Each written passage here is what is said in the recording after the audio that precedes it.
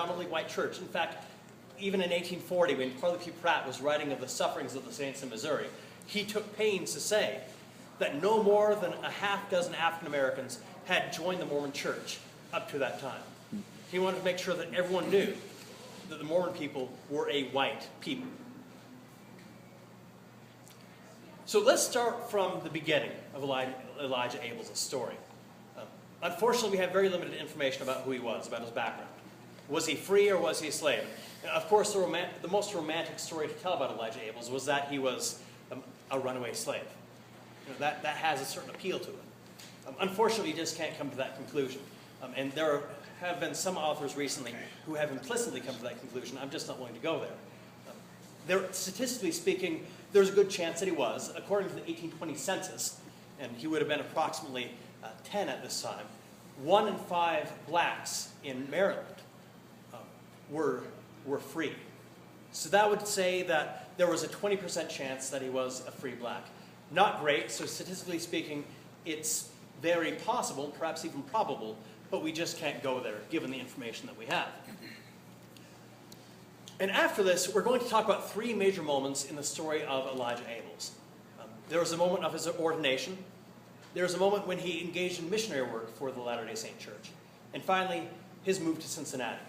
All 3 of these moments illuminate different aspects of his character and show why it is that he could reach out to so many different populations through his story. So moment number 1 is ordination. Now, it is absolutely crystal clear that Elijah Abels was ordained to the Mormon priesthood. That is not a disputable point anymore. We have clear evidence indicating that he was ordained to the office of an elder in 1836, and that in 1839 and 1841 he was ordained to the office of 7, which was an office of minor authority of that time. And just to illustrate the point, here we have Elijah Abels' priest's certificate, specifically indicating that he was receiving the Melchizedek priesthood. And as you can see, here is his name.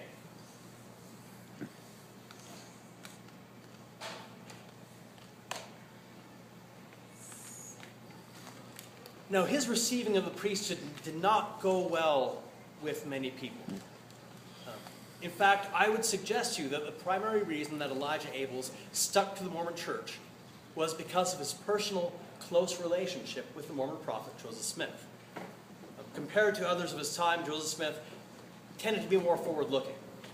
He still harbored certain racial assumptions, but he was definitely better off than one of his compatriots, a man named Zebedee Coltrane, where he said while he was anointing Elijah Abels with the temple ordinances of Kirtland, he said, "I never had such unpleasant feelings in my life. And I said I never again would anoint another person who had Negro blood in him unless I was commanded by the prophet to do so." Unquote. Harsh words.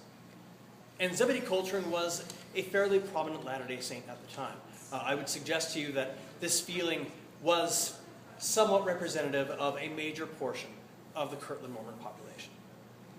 And undoubtedly, this kind of feeling would have spread to how people saw his ordination of the priesthood. So we see that from the very beginning, Elijah Abels had a troubled relationship with several members of the church leadership. Never to the point, though, that he lost the priesthood. He held the priesthood for the rest of his life. At no time was the priesthood ever stripped from him, even on the basis of race. So now that we've established that he holds the priesthood, we can now move on to the by far more exciting parts of his life. Because as I said before, the priesthood ordination, it consists of one moment in the man's life.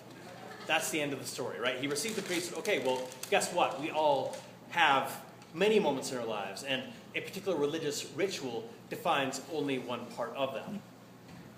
So in late 1837, early 1838, Elijah Abels serves a rather mysterious mission to Upper Canada, as this map depicts.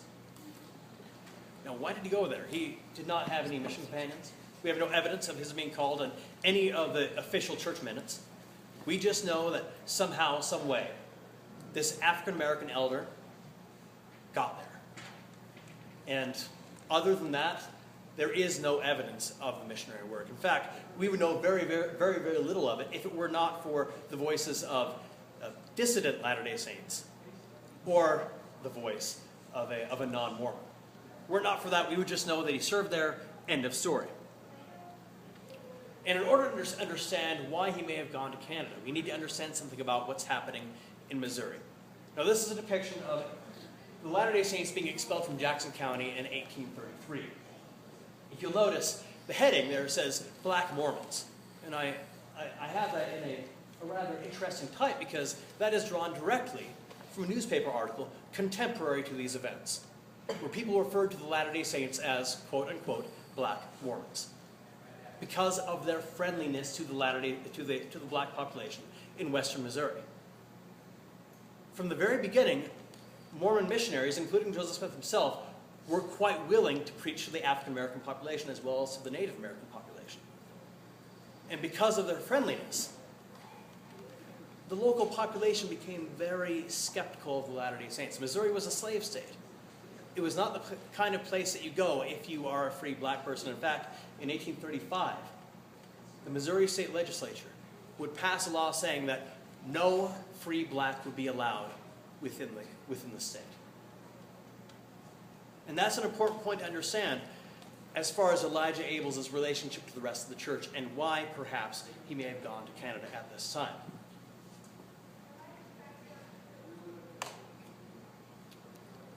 Now, in my article, I submit a theory to you that draws upon contemporary evidence and contextual evidence to suggest a possible reason for why Elijah Abels might have gone to Canada. And the key is in what was then known as the colonization movement. Now, colonization implies the movement of a group of people into an area and to settle it from the ground up, basically to start a new society. And there was a movement at this time suggesting that the most humanitarian thing that anyone could do for the black population was to send them back to Africa. Unfortunately, this was seen as benevolent, as forward-thinking, and as really being nice. It was seen as a much better solution than anything that Southern slaveholders had to offer, obviously. And we have good evidence that both Joseph Smith as well as other prominent church leaders supported the colonization movement. They wanted to send blacks back to Africa. Joseph Smith himself called it a wonderful event. He said it was a great thing. And this is a depiction of one of these colonies in Liberia, which was by far the most populous of the colonies. So how does Canadian mission fit into this? Well, common rhetoric of the time suggested that Ontario, Canada, represented the best opportunity for black Americans to ever get out of their circumstances. You take the Underground Railroad, you escape, and you resettle in Ontario. We have testimony from a number of African Americans at that time saying that this is where you go for the land of opportunity. One account said that African Americans were teeming throughout the city of Toronto as well as throughout rural Ontario. It was definitely a friendly land to African Americans by comparison to what was available in the United States. And the images that you see here, this is a medallion celebrating the emancipation of the slave population. And this image below is an image depicting the runaway slaves to Ontario. So anyone who kept up on the news in any way recognized that Canada was the place to go for African Americans who wanted to find a new life for themselves. So when Elijah Abels went to Ontario, he was not merely going to talk to a bunch of white people. That would have been virtually impossible given the large population of African Americans. So understanding that and understanding later evidence, it gives us a very clear picture as to why he might have gone. These are pictures of Elijah Abels of Ontario. As you can see, it's a predominantly agrarian community. This is along the border of the St. Lawrence River, and the St. Lawrence River would play an important part in Elijah Abels' life.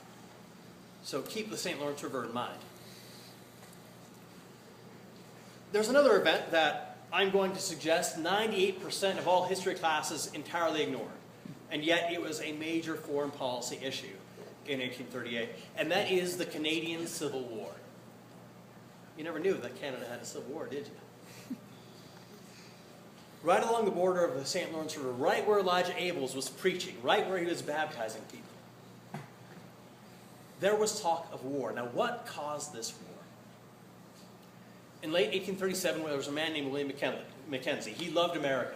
He thought America was the best possible government, and he wanted to throw off the British government entirely. He was done with the British. So he mounted a rebellion, which included, by the way, one Latter-day Saint. And he would eventually be tried for treason, even as a refugee.